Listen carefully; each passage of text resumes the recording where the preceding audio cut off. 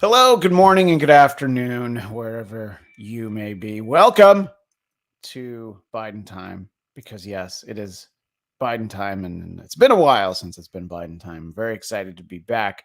I will take a lot of the blame. I was just telling Scott and Tamara how we just moved and tried to scale back on some shows, but we did want to talk about the State of the Union, belated though it may be. As always, I am Christian Bladt, joined by the one, the only, the S man, Scott Moore. Hello, sir. Hey everyone, it's great to be here. Good to be And with Scott. Tamra Brown, who I haven't checked your social media, but you had a great opportunity to do a parody of the rebuttal to the State of the Union. Someone who I know an impression is in your quiver of arrows. Yes, and not just Sarah Huckabee Sanders, but man, Marjorie Taylor Greene, and that animal fur would have been great as well. Yeah, But at this point, you got to hop on those things right away.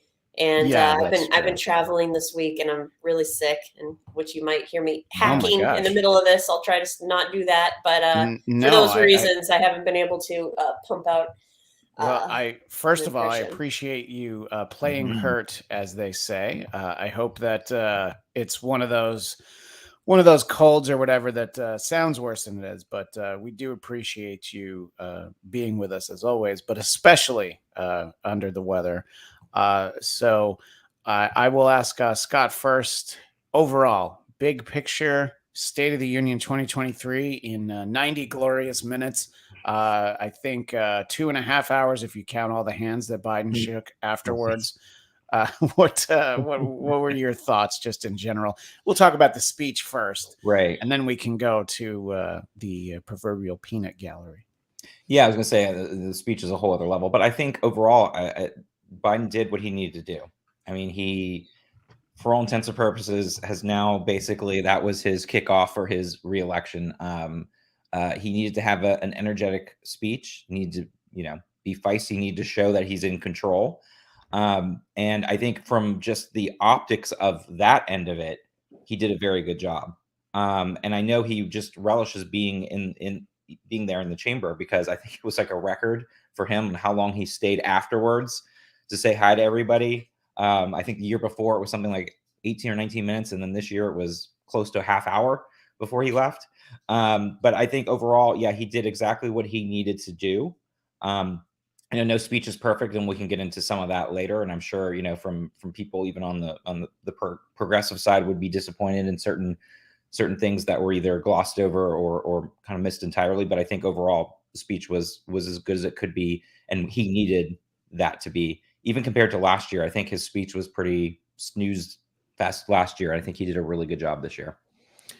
Right. Yeah, I think I agree. No, by the way, I did not watch it live. I did watch it after the fact. It was I have YouTube TV, and when I saw how long it went, I'm like, oh well, clearly that's mostly the rebuttal and the reaction, and I'm like, oh no, this is he's all in this. Tamra, from what you're able to glean, what do you feel about what President Biden had to say on Tuesday night at the SOTU, as they say? Yeah, I agree with Scott. I didn't watch it live either. I was traveling. I was at Boston Airport, stuck waiting for a flight. But I watched the highlights, and I feel like for an 80-year-old man, he gave a speech that no one his age would be able to be that articulate. People make fun of Biden all the time, and especially how many words he swirled over. But for somebody who's 80 and has a speech impediment, this was he is a decent speaker for those two hurdles. So I think like to harp too much on slurring words and things like that is sort of just dodging the point of what he's saying. Because he did make some really good points. I feel like he did do a good job of the message was a message of unity, and trying to work together, work together, and which I think is an important message that continues to be needs to continue to be made. And so I think in general it was a pretty good speech. Yeah, and I think if at any point, maybe you started to, I don't mean you personally, any of us, started to kind of lose focus, there was always the game to play to try and figure out just what Kevin McCarthy won't stand up and applaud for, which is most things, actually. Things that you're like, I'm pretty sure he believes in that, but you gotta sit there and sit on your hands, as it were. I think, until you said it, Scott, I didn't think about the fact that it was definitely more robust than last year. And I do think that, just generally speaking, when he's on, it's impressive to think about, he's the age where, people started to, when at the end of his second term, Reagan was like 80 and people started to be like, a little bit more loudly than they were. And you're like, yeah, I mean, 80 is, is not young. Mm-mm. And for him, did he need a couple extra naps in the days leading up to it? Probably. But you know what? I would have too. Like, I wouldn't have been able to stand for 90 minutes without taking a big nap that afternoon. Mm-hmm. And I wouldn't have shaken anybody's hand. I would have just, I gotta go backstage and relax. So I think it is impressive. I do think that you're right. This is definitely the unofficial kickoff of campaign season. And I think, at his age, it is smart to hedge your bets a little bit. There's no reason to say, yes, I'm definitely running right now. I think everybody expects it. I think if there was that clear alternative, somebody lurking, where you're like, well, here's who really should run for the Democrats, you might have a little bit more pause. But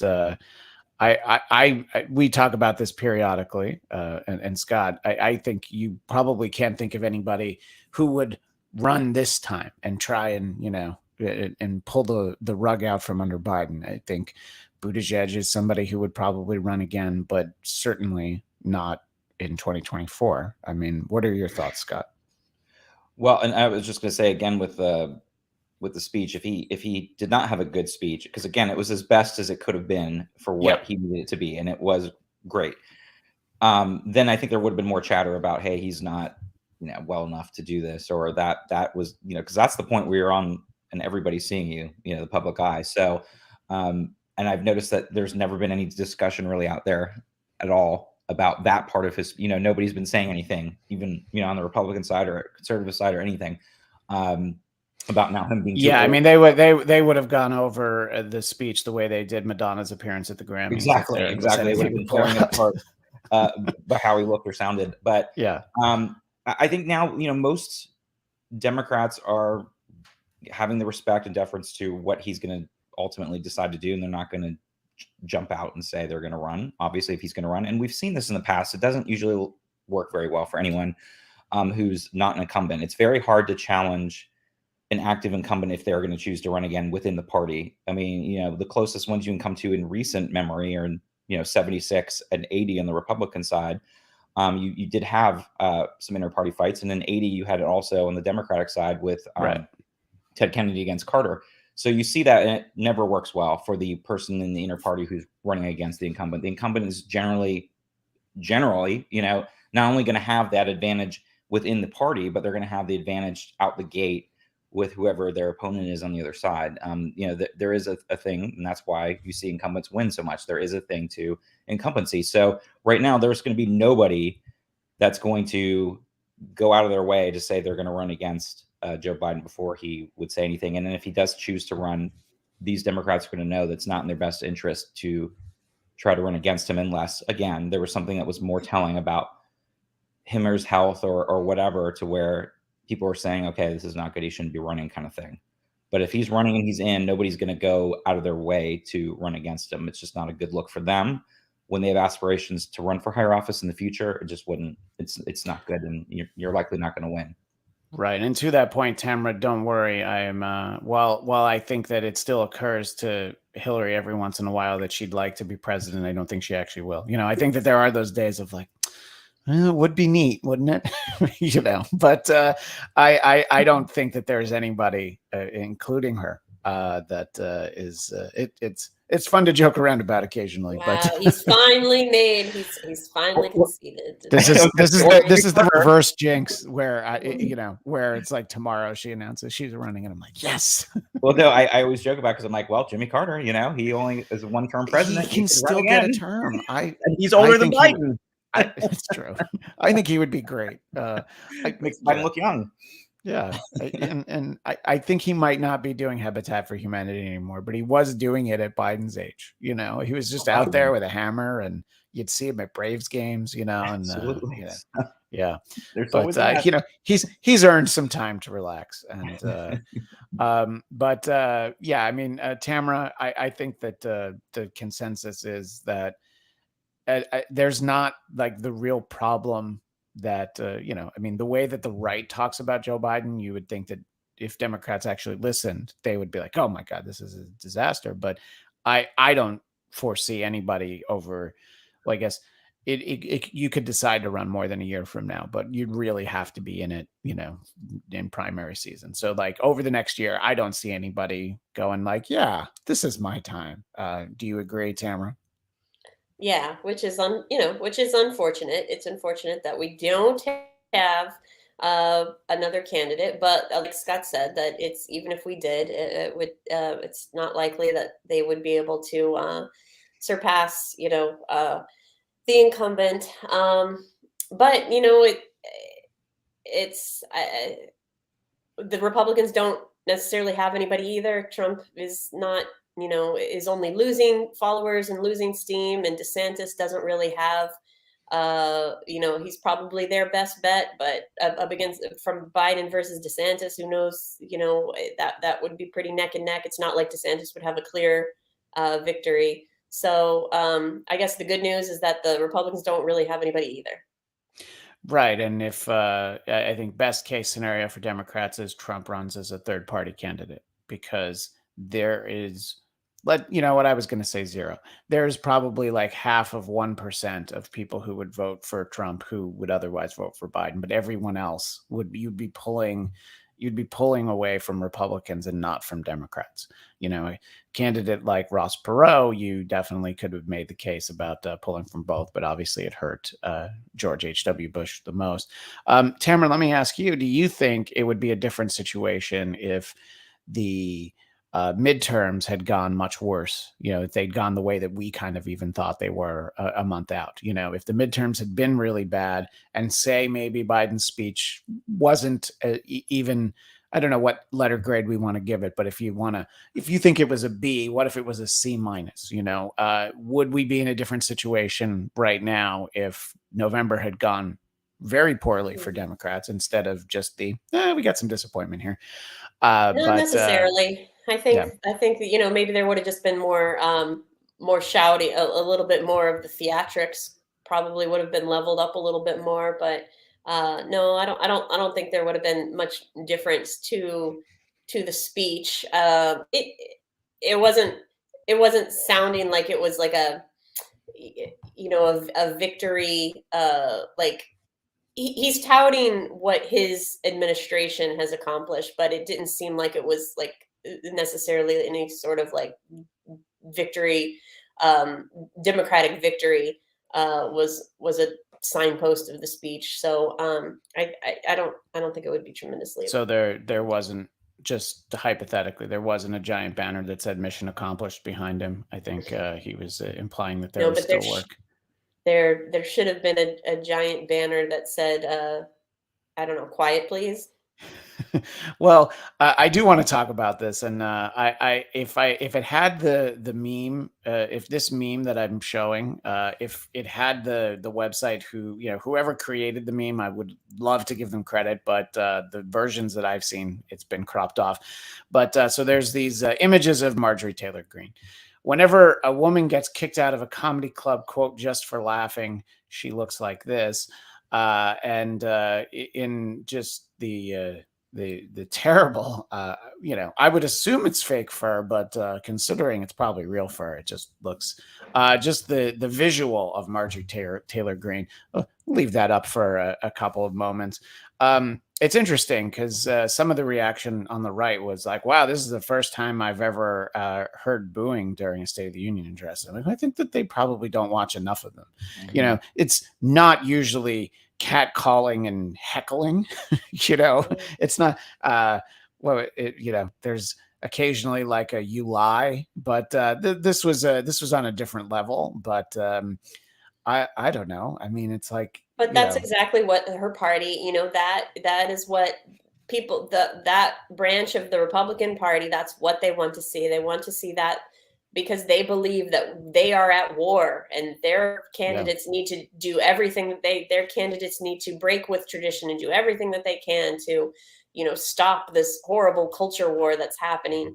And that's what, to not to go on a tangent, but like Sarah Huckabee Sanders' rebuttal speech, though I didn't watch it, it said that it was primarily focused on, culture war issues of trans rights and teaching, racial history in schools. And it's like, that was such a minute fraction of what the entire State of the Union, sort of put that as the focus of your rebuttal is just absolutely, just trying to fire up this base. It's a war. It's a war on pronouns and critical race theory. Well, I was gonna say to that rebuttal point too, and I've said this to people too. I don't understand what the fascination is on focusing on such a small group of people with the trans group, and for her to say it was on the Democratic side was actually, it's the reverse. It was conservatives who've made this into a fight. And that was where I was like, okay, well, now she's flipping it around, but making it sound like it's and yes, I get there is the far left and it gets very difficult. I've had difficulty sometimes trying to get people's pronouns right and I do try to respect that. I get that. And I get that. Just to interject, by the way, most people that I know understand that it can be difficult to get the pronouns right. And they usually don't get too hung up on it. I think if you consistently, if it seems like you're intentionally using the wrong one, that's when they get upset. Yeah, but it's it's like if you instead of a they, you use a her, but you catch yourself. I think usually it's okay. Absolutely, but I think the fact is that she made that rebuttal to make it sound like it was something that the progressives are doing when it was actually the conservatives who've made this into a fight, who have been passing this legislation. And it just goes back to being like, and again, their focus is on that. And I've said this to other people the other day, because I did actually get a chance. I never usually do, but I got a chance to watch the speech live and watch the rebuttal live. I'd said to people, it's like, that's all they have, because they have nothing else right now to go up against. And they know that they can't get voters out unless they churn the waters with these fake culture wars. And that's been their MO for a very long time. And especially when they're the party that's mostly out of power, that they have to create issues because they have no real plan. They have no plan of tamping down inflation. They have no plan of anything that they want to do with the economy. They have that extreme right faction of the party with the Marjorie Taylor Greenes there, that they have nothing else. So this is a great way to get their base frothed up and angry and upset by creating these mythical culture wars. Because as I said to people, it's a very small group of individuals that day to day are not affecting your life. They go on about, oh, them playing sports in schools and they're just switching genders to be able to win. I'm like, nobody's doing that. So it's like, to create this that's all they have. And so I was waiting for her to do that. And of course she did. So I was not surprised, of course, disappointed, because I feel like they're picking on a small, minute minority that is it's really unfair that they're doing this and making them their new punching bag, because they know gay rights are popular now by the majority of the population, including Republicans and even very religious Republicans. So now this is their new punching bag. And it's too bad, because to focus on a group of people because they have nothing else to show for it. So that was what I was saying in the rebuttal. I totally noticed that, and it was very frustrating, because on the flip side, Biden barely mentioned it. I think it was like 35 words so in total on LGBT rights. So he barely even touched on that. Right, so, which, I think from the left perspective, that could actually be the criticism, is that he only spent 35 words, but also you do want to be able to highlight sort of the big issues that affect more people. And I think you're right in terms of the rebuttal not being able to, say and look at the latest jobs numbers and how terrible they are.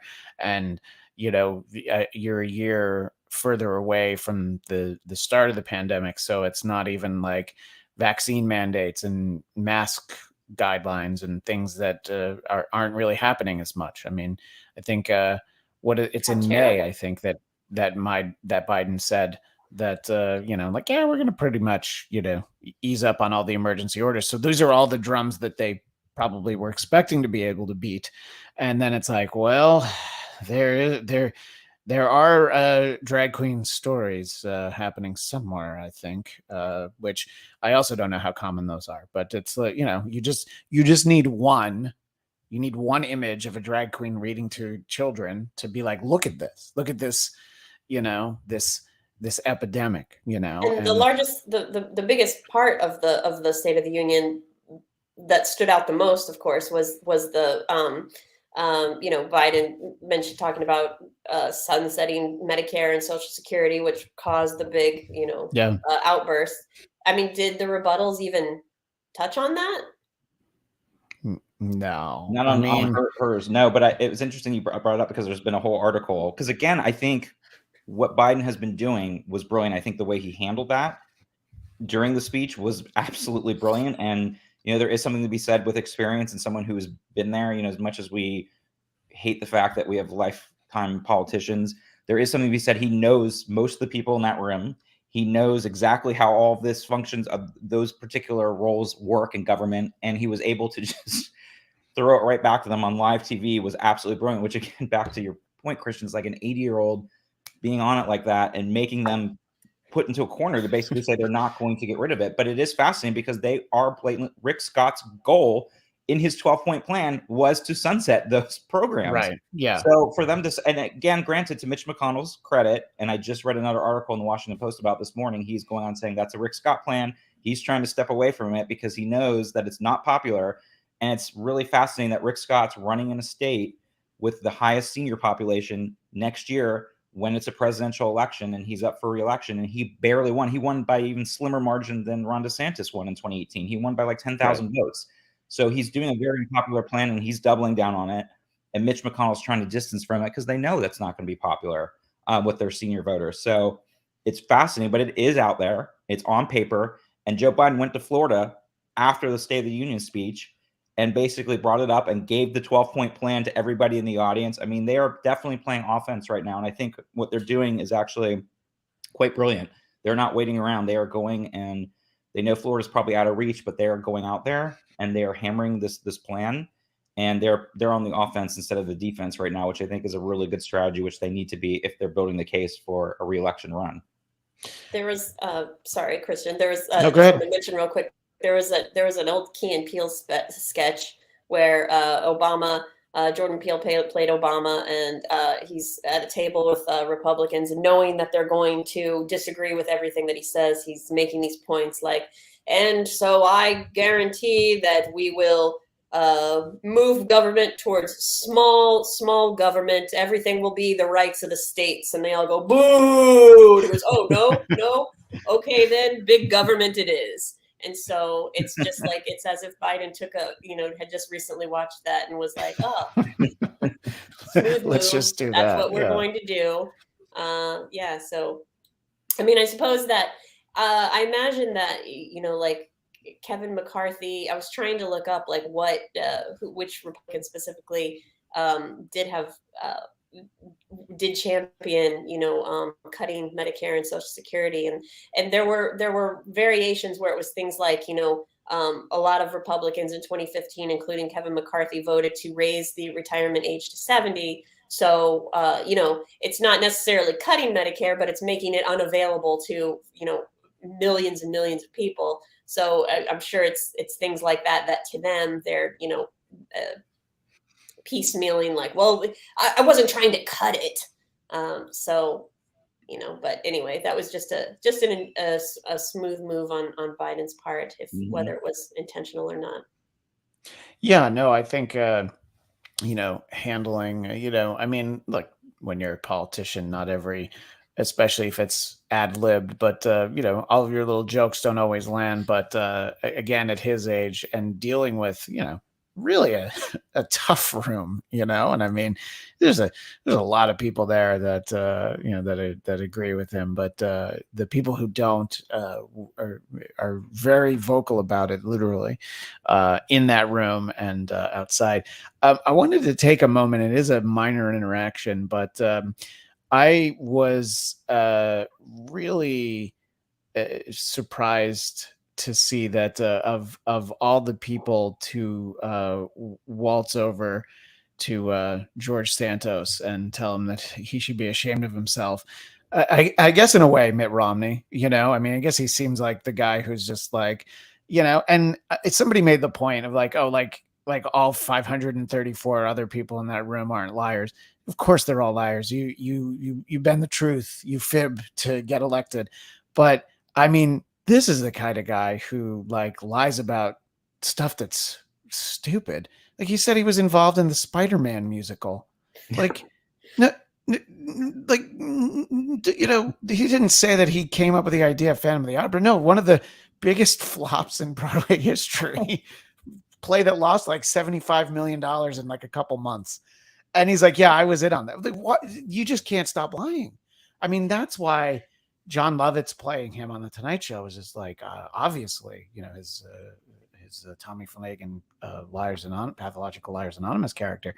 It's just like, and he's sitting there so that he can get the best seat and high five Biden. I think part of that is because he knows he won't be there next year. That was actually just my thought that, he's like, this is the one I get to go to. What did you think, Scott? I mean, I think that, look, when Mitt Romney ran in 2012, it was very easy to see like, oh boy, it would be terrible if he was president. But then, the guy who won in 2016, you maybe think like, oh, well, I think in his core, he tries to be a good person, Mitt Romney, Yeah, well, exactly. There's good in there somewhere. Yeah, no, absolutely. I mean, we've talked about this and it's also kind of interesting too, because I don't want to say he's come into his own, but it feels like in a weird way, he's been able to be himself a little bit more because of how crazy Trump got. It's like one of those things where I was like, wow, okay. Like beyond, we always knew he had principles, but he was always a little weird and everything. But he was, governor of Massachusetts, which we said too, you can only go so far as a Republican in a northeastern state. Sure. And he was governor there for a term. So, you've definitely seen that there's only so far he could go. But it's in a weird way. It's like he has this level, I don't say confidence because he's like 70 something, but he just feels like at this point he doesn't really care anymore. He knows that he can stay in a senator in Utah basically as long as he wants. He has that Mormon population there that will support him, and he can almost say and do what he wants now. And he's basically cashing that in, and he's not afraid to buck his party because he knows he won't really face the repercussions of it. And I think it's actually refreshing because of the fact that he's not obligated to have to do anything otherwise compared to George Santos, who takes lying to a whole other level. So it is refreshing. But yeah, I mean, I don't think we ever imagined that we would get somebody like a Donald Trump in 2016 after John McCain and Mitt Romney. Those were like when things were normal, and beyond that, it was George W. Bush. Like it was a normal Republican Party. And we just I mean, Tamra, imagine being such a notoriously bad liar that you can't call out the guy who created a fake Twitter account to agree with himself, named Pierre Delecto, which I think obviously people might remember. Kind of delightful. That's a little bit of a trifle. Who did that? Is that Santos? Romney did. Romney, and when he was asked about it, he said he owned up to it. It's one of those ones where he had a burner account and then he tweeted from the wrong one. Like any NBA star who agrees with themselves. That's always the mistake, is when you're like, yeah, I agree. A lot of comedians actually do that. I see that. So that is something that Mitt Romney did, but I think that that's George Santos is not somebody who can be like, yeah, but you had a burner account. I mean, what I can't believe is whoever ran against George Santos, there must have been no opposition research. No one looked into anything that he said, because it's like, oh, look at all this stuff now. And you didn't find any of it. Like, nobody looked up the fact that his mother wasn't even in New York on 9/11/2001, and also I think was retired by that point. And there's like a tweet where he talked about her passing in 2015.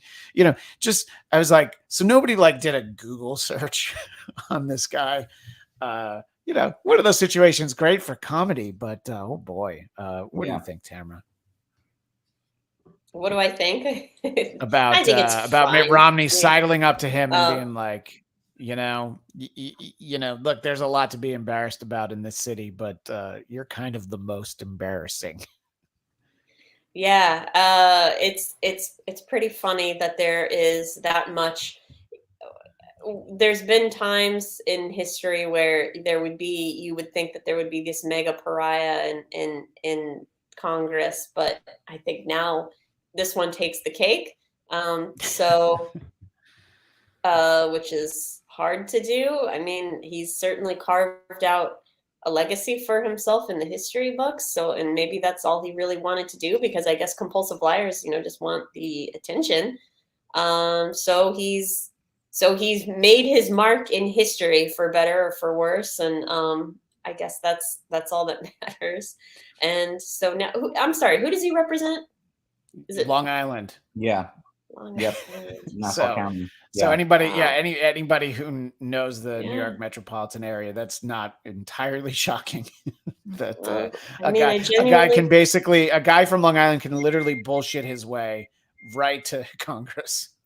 Well, I mean, I genuinely feel bad for the his constituents who just aren't getting the representation that they need. But here we are. I guess. I mean, Scott, isn't this like the ultimate example of like, even if maybe people knew some of this, it's like, well, you're going to vote for the person with the R or the D next to their name, and you don't really worry about who the person is. You have to.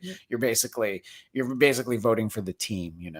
Oh no, absolutely. But it's more surprising in a place like New York State that unless it was like far upstate New York or whatever, you could see this in Alabama or somewhere, Oklahoma. Somewhere that's ruby red.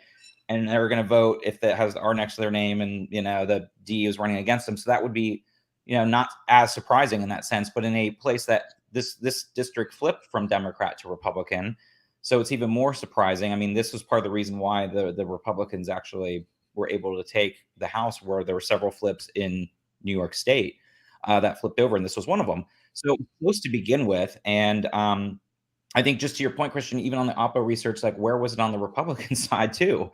Yeah, like, right. Vetted from the the state Republican Party and everything, beyond obviously the Democrats. So there was a cascade of failures on both sides here that they didn't dig this up before. And I think part of it was probably the Republicans were like, great, we have a chance to actually win. Let's maybe they did come across some of it. They thought maybe it won't come up and we can just win and then it'll blow over, kind of thing. But he has not been helping his cause, because now it's almost like he's doing it. I mean, beyond, you could say there's some mental issues there of like the pathological lying, but it's almost like now he's doing it just for the attention, just to be more outlandish and crazy and be like, you can't do anything about it. I'm here. So yeah, sorry, the dogs are barking. Well, if you were George Santos, you would say, I'm sorry, that's my cat. But interestingly, I heard a clip where somebody asked George Santos a policy question, and he was so shocked because he expected the question to be, why don't you resign? It was like, wait, you want to know how I'm going to vote? And the reporter said, yes. He's like, oh, well, I haven't decided yet, which is like probably another lie. But, I mean, there are reporters that just follow him down the hall every day and ask him the same questions. And there's times where you feel like, oh, can you give it a rest? But it's like, this is one of those ones where you can't give up. I mean, this is why you go to journalism school, is for the guy that everyone knows is a liar and has not done a good job of, explaining away. I mean, well, I said I was Jewish, which, by the way, is literally a joke from John Lovitz's act, his stand-up act. I've seen him say that. He's like, there's a rumor out there that I am a Jew. Well, I'm Jewish. And then George Santos says, like, well, I said I was Jewish. So anyway, obviously, the other really important story over the past week has been this Chinese weather balloon, which, as we all know, would have never happened under the Trump administration, except, of course, for the fact that it happened 3 times under the Trump administration. And I'm always nervous about pulling clips from things and playing them on this show. But there was that interview with. Oh, no, I forget who it was. Oh, it was Marco Rubio, where he clearly didn't know. And the host, I think it was from CNN, was like, well, there were 3 during the Trump administration. He's like, I did not know that. So, yeah, look, I mean, I think that these things happen a lot. I mean, Biden even saying, like, yeah, everybody spies. Yeah, we try to get an advantage. I think the question can be about, do you shoot it down? When do you shoot it down? And the way that China reacts for the fact that it was shot down is part of the reason why you don't shoot it down right away. Tamara, how much sleep did you lose over the Chinese weather balloon? I feel like, I know you were traveling and you were busy, but this is probably the kind of thing to keep you up at night. Yeah, pretty much. The sleep that I lost was not due to the Chinese weather balloon. Oh. I'm on TikTok, for God's sake. They've got all my information. They've got everything that they need to know about me. That's a great point. Why do they need the weather balloon? Yeah. We're all. It's like you need to invite a vampire into your house. We've invited China into our phones, where all of our sensitive information is. You want my credit card? Yeah, it's in here. You want it? Yeah. And I mean, I'm probably one of the, I'm going to state this online in a digital space, the least safe people on the internet. Like, I don't protect anything. I don't password protect anything, any security, two-face authentication. I never take it. Like, I am the least protected, but yet I'm also, amongst friends, I'm also the person who, like, when people are like, oh my God, I was just having this conversation about how, I'm actually interested in buying a pair of Crocs. And then this ad came up on Instagram about looking for the Crocs. And I'm like, that never happens to me. Like, I don't have those type of things that seem to be plaguing everybody else who are probably far more secure than I am. So I don't know. Every single time, this is probably going to come back to bite me in the ass. But, like, as far as any of these, like, data breaches go, like, I am unbothered. I don't know what the like.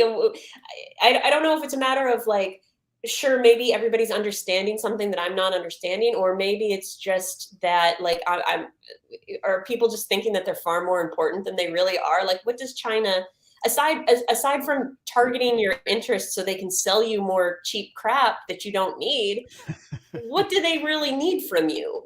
Nothing. Like, they're not, like.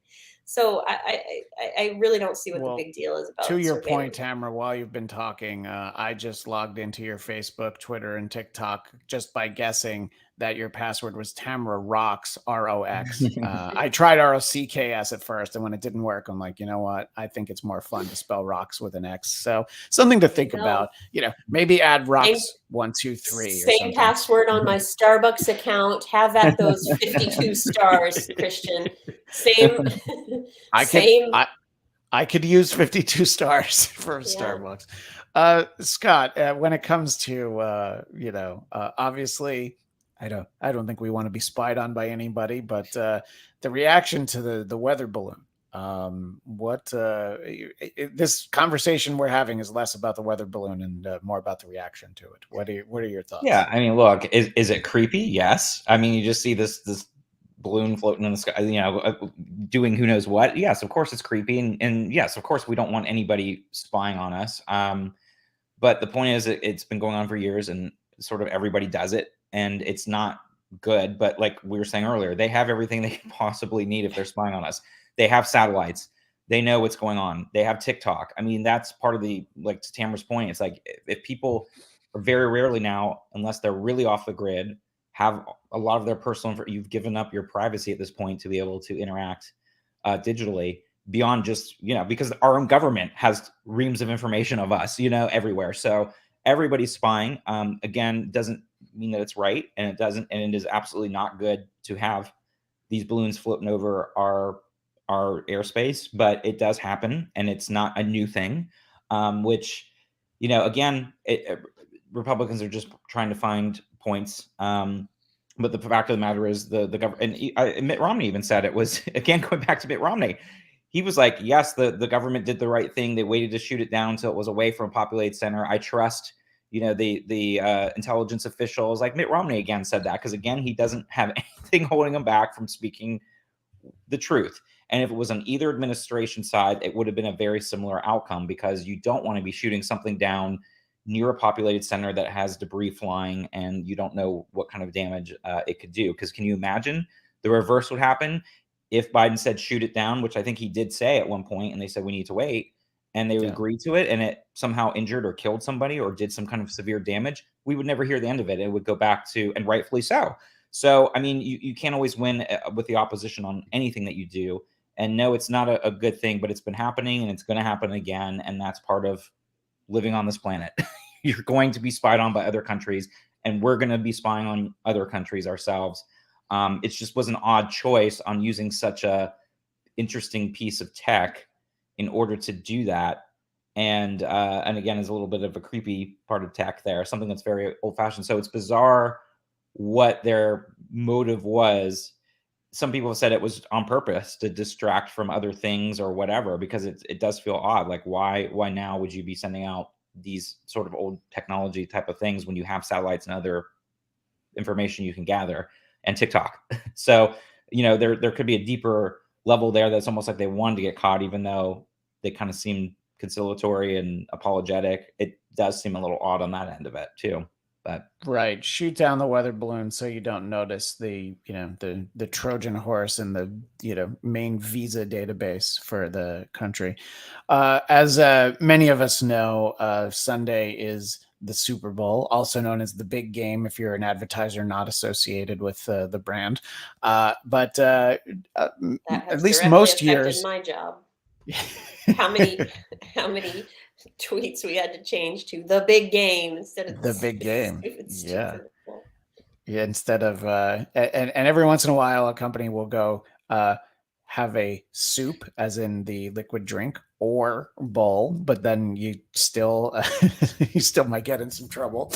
But in most years there's an interview with the president beforehand, and there've been some odd matchups. This year, the game being on Fox, President Biden has decided to decline the invitation. And I mean, I'm pretty sure I remember a year where Fox had the Super Bowl and Bill O'Reilly interviewed President Obama, and what you're getting when you sit down there. I mean, if you give them your phone number, you're getting some text that maybe you're not expecting, but that's not the point. When you sit down and, look, I think that President Biden could have dictated, like, yeah, I'd like to talk to, well, they don't have Chris Wallace anymore, but I'd talk to Brett Baer. There's probably a couple of people he'd be like, I'll do it, but not with Peter Ducey. And to me, it just seems like what's kind of a missed opportunity, because yes, Interview with the President comes on during the 7-hour pregame of the Super Bowl. Yeah, people aren't going to be locked in, but I do think you potentially reach more people than doing a State of the Union address by appearing. And it's an opportunity to really kind of, bang the drum on your accomplishments. You think you are planning on running again. Tamra, do you think from a media standpoint, it's a missed opportunity? And I mean, the game's on Fox. It's not like the game is airing on Truth Social or Newsmax. I mean, it's I know that there's a very broad brush to paint Fox News with, and some of it deserved, but I think that they're capable of doing an interview, and you don't answer questions you don't want to answer. You're a politician. You know how to do that. What do you think, Tamara? Yeah, I'm disappointed that it was declined, because I, like you're saying, I think it would be a good opportunity to reach people who would normally not, pay attention to the State of the Union or anything like that. And also too, even if you're interviewed by now I'm blanking on everybody, Hannity or whatever. Sure. But I don't know, like, he has to, in the amount of time that you have in this particular venue, like, it's not like it's really going. I feel like it couldn't get all that bad. Like even somebody like Hannity couldn't really start a mudslinging match the way that he would probably prefer to on his own show, in the space of a Super Bowl lead-in. So Yeah. I don't see what would be the purpose of declining it. Yeah, and just imagine if you were interviewed by a Sean Hannity and you have the moment where you actually, you really turn the tables on him and make him look stupid. You think the network's not going to air that? they're going to be pretty excited. Maybe save a couple bucks of the next contract renegotiation. What do you think, Scott? Do you think it's maybe the wrong people were in his ear and told him to turn it down? Yeah, which is surprising because, like I said, he's made some very good, and his team has made very good decisions the last few weeks, and it is a surprise because you would think that is a great way to get out to the audience, because that was part of his speech, was very much trying to reach across, even a lot of those populist themes that Trump brought to the forefront. He brought up during the State of the Union and really drilled down on very specific things, and you would think this would be the opportunity. I don't know if they were just concerned that it was going to be a gotcha moment, or they were going to have somebody there that was going to try to trip him up. But I do think that that's definitely a lost opportunity. And I'm curious to know why the team felt that they wanted to turn down something like that, where it's the highest rated show of the entire year. TV it's one of only a handful of events that everybody watches when it happens now. Exactly. Even things that are live, you might pause it. Yep. And I'll get back to it. But like the Super Bowl tends to be the thing that everybody, it does have on while it's going on. And even though, like I said, that there's a lot of pregame, it's still on, so, you could catch some of it. Yeah. So it just surprised me. But I don't know. I mean, I guess he could change his mind tomorrow, but they would obviously need to take the interview. So I don't imagine it's going to happen. Well, in our final couple moments here, this is our first show of 2023, and we will try to consistently be back about once a month or so. We'll do our best. But I wanted to ask each of you if there's something that's on the wish list, if you could slide a note across the table to President Biden. It's like, what I'd really like you to pay a little bit more attention to in this year, before you get all distracted by campaigning hardcore. It would be this. Is there something positive that you would love to see happen in 2023? I'll ask you first, Scott. Oh, that's a good one. Something positive. Yes, I ask good questions. I don't know. I feel like Biden, I'm like, oh, this is my doctor question. This is like George Santos being asked a policy question. You're like, wait, what? I mean, look, I would like to see, I don't want to like cop out of I'd like to see more of that feisty Joe Biden this year that we saw the State of the Union, one that can show that clearly he's in control and that can kind of swat down, again, all intents and purposes, he's running.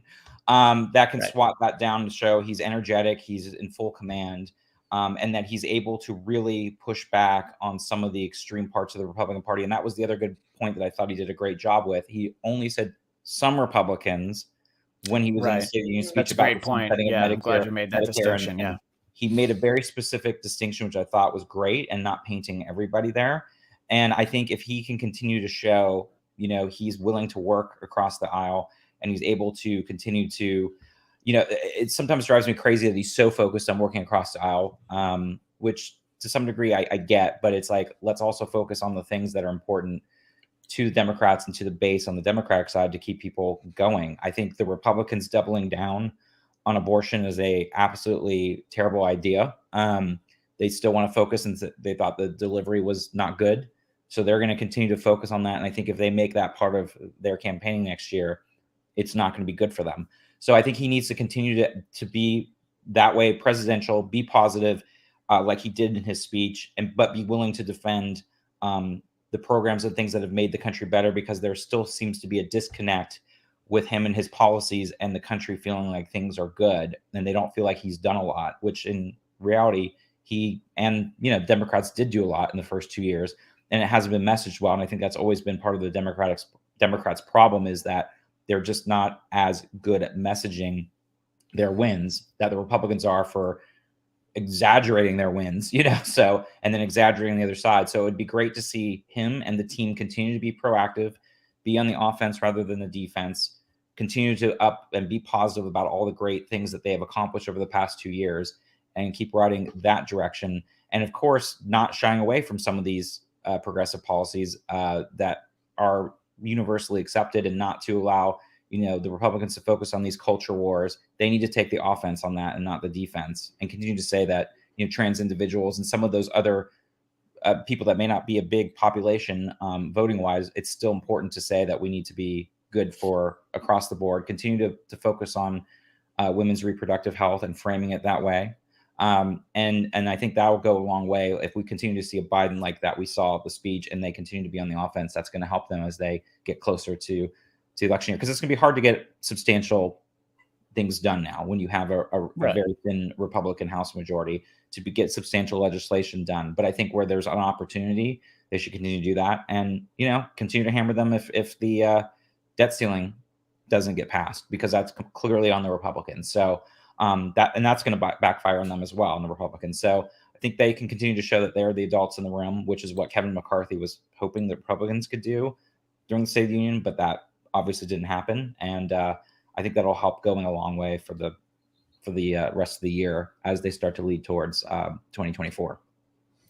And our final thought, Tamra, what is something that you would like to see, even if it's the biggest, most pie in the sky, this is never going to happen? What do you think the White House should focus on in 2023? Pie in the sky, I would like to see, a ban on assault rifles. Or a forgiveness of student debt. Those two things I would really like to. Yep. It's one of those things that it seems like it's just within reach, but it's also impossible because of the way our branches of government work. So I'm not holding my breath that those are going to happen, but those are certainly pie in the sky. And that is more attainable are the things like Biden touts an agenda that's so green, so ecologically friendly. We're going to zero emissions by 2050. But one thing, there's another massive drilling project in Alaska. It's called the Willow Project, where they want to put 5 new sites on federal land. And that's something right now that groups like Gen Z for Change is trying to, roll back. And they have had success with the Biden administration when every time there are these like federal drilling projects that the Biden administration, some advocacy groups have been able to get them halted. So the Willow Project is one right now that to not be pushed through. So that is something that I'd like to see happen that is actually attainable. Things like that are sort of like under the radar. It's not as entertaining as any type of like issues that really get people fired up. So you're able to actually make some activist groups are actually maybe able to make a little bit of leeway on a little bit of the kind of issues where you might grab a Republican vote or two, even when it might seem unpopular. Well, we will keep an eye out for what 2023 brings, and we'll be back throughout the year. Follow me on Twitter and Instagram. I'll always do my best to let you know when we have a new episode coming, at Christian DMZ. And Tamra, if people want to check out any of the accounts that I've just signed in and switched your password so that you're now locked out of, but where do they go to find that? Yep. Feel free to follow Christian at Hey Tamra on TikTok and Hey Tamra on Instagram. And Scott, I heard you say something nice about Mitch McConnell, but I'm sure you'll make up for that in the new year with some tweets. Absolutely. But speaking of the locked out, I've actually taken a little bit of a hiatus. I'm not walking away from Twitter, but when they got rid of the third-party apps, I just have not gone back onto the regular Twitter app yet. And in a way, I was like, well, I'm kind of enjoying a little bit of the break right now, but I have missed it, especially with State of the Union week, because I want to see more on I've been going on generally, but I haven't been able to fight back. So I will go back on the regular Twitter app, but for a while they actually shut down all the third-party apps, and I had used a couple of them for Twitter. And so I will be back soon, but I am watching, and observing. I'll probably come back probably this weekend. You know, Well, it's been there you almost a go. month now, but Yeah, that's it, it's Lincoln's birthday, and that's what he would have Exactly. wanted you to do. He would have wanted you to get back on Twitter at sman80. Absolutely, that's made the freedom to be back on Twitter. Exactly. Please subscribe to the Blackcast YouTube channel so that you'll get this show whenever it does show up randomly on a month. But we've kind of settled into Fridays, maybe mid-month. So look for us in March. Subscribe, Blackcast, BLADTCAST. You'll get this show, our show, Marvel Movie Talk, and the Blackcast, where we recently celebrated 10 years. And we have some exciting episodes coming up, which I'll tell you about on this show in the future once the exciting episodes have been recorded so that I don't look stupid for promoting something that doesn't happen. But that's all the time we have for now. Thank you, everybody. Whether you are watching live or you're watching the archive version, you can always comment. And I'm always interested in the conversation that we have. So please leave a comment on the show. We'll see you next time. Bye, everybody.